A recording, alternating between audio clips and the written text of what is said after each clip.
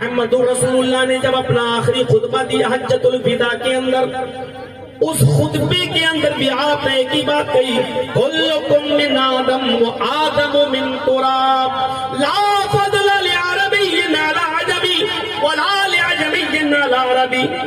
ہے مسلمانوں سنو کیا کہا اللہ کے نبی نے۔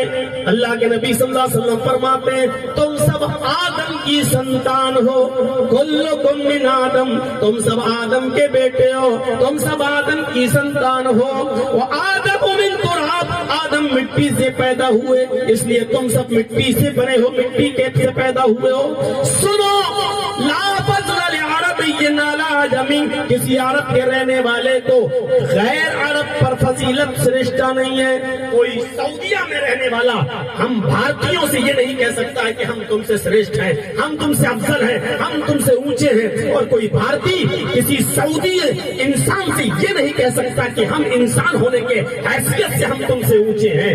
تم سب برابر ہو، کوئی عربی کو عجمی پر اور کسی عجمی کو عربی پر کوئی سرشتہ نہیں ہے، کوئی درجہ نہیں ہے۔ کوئی گورے کو کالے پر اور کسی کالے کو گورے پر کوئی فوقیت حاصل نہیں ہے۔ اسلام نے کھنڈن ہی کر دیا ہے، وہ چیزیں ہی ختم کر دی ہیں۔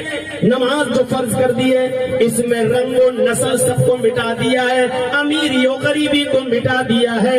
یہاں اذان کی آواز آتی ہے، حی علی الصلاۃ، آؤ نماز کی طرف۔ یہ امیر کے لیے بھی ہے، غریب کے لیے بھی ہے، یہ کالوں کے لیے بھی ہے، گوروں کے لیے بھی ہے، یہ بڑوں کے لیے بھی ہے، چھوٹوں کے لیے بھی ہے۔ اب مسجد کے اندر آپ داخل ہو گئے، اب مسجد کے اندر کوئی آدمی یہ نہیں کہہ سکتا میں بہت پیسے والا یا امیر آدمی ہوں، میں اگلی صف میں کھڑا ہو جاؤں گا، میں اگلی صف میں آؤں گا۔ اور کوئی امیر آدمی کسی غریب آدمی کو پہلی صف سے کھینچ کر پیچھے نہیں کر سکتا ہے۔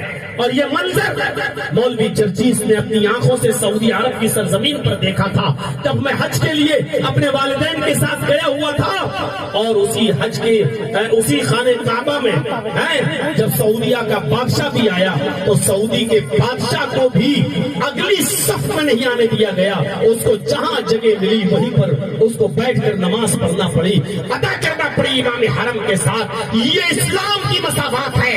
میرے گھر میری مسجد سے اگر تم باہر ہو تو اپنے آپ کو امیر کہنا، اپنے آپ کو چودھری سمجھنا، اپنے آپ کو پاپولر سمجھنا، اپنے آپ کو ماڈرن سمجھنا، اپنے آپ کو ساہوکار سمجھنا، اپنے آپ کو چودھری سمجھنا، لیکن میرے گھر میں جب آ گئے ہو تو ساہوکاری کا تاج مسجد کے دروازے کے باہر پھینک کے آنا، چودراہٹ کا تاج باہر رکھ کے آنا۔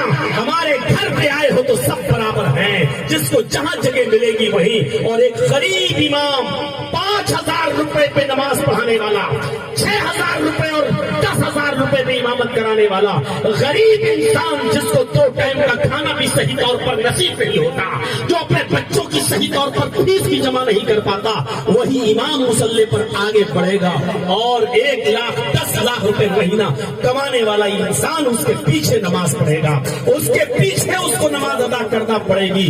کیوں؟ کیونکہ یہ فضیلت، یہ سرشتہ، یہ درجہ اسلام نے دیا ہے، اور برابری کا جو موقف اسلام نے پیش کیا ہے، دنیا اس نظیر سے قاصر ہے، ایسی مثال پیش نہیں کر سکتی ہے۔